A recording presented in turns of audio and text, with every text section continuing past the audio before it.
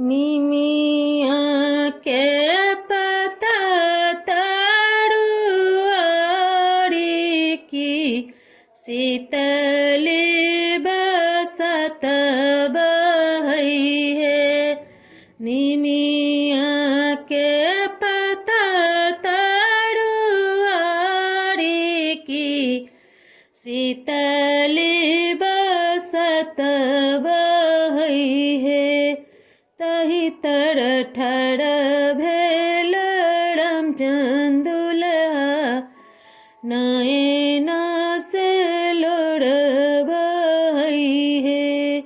तही तर ठर भेल रामचंदुलहा नयन से लोड़ बहई है।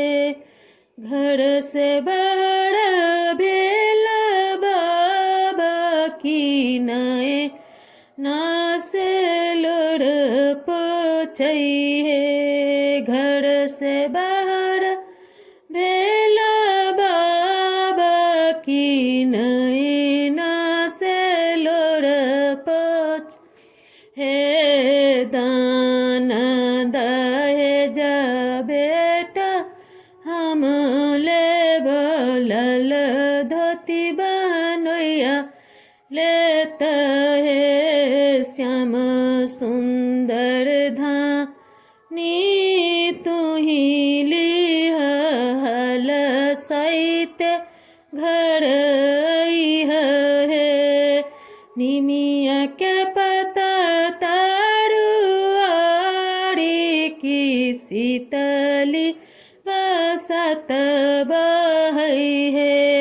निमिया के पता तरुआरी की शीतली बसत बहई है। तही तर ठर भेल रामचंदुलहा नयन से लोड़ बहई है। तही तर ठर भेल रामचंदुलहा नयन से लोड़ बहई है। घर से बाहर भेल पापा की नयन से लोड़ पोछई है। घर से बाहर भेल पापा की नयन से लोड़ पोछई है। दान दहेज बेटा हम ले बोलल धोती बनोए लेथिन है।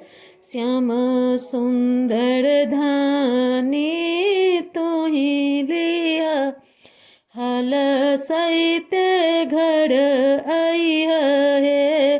श्याम सुंदर धानी तुही लिया हल सहित घर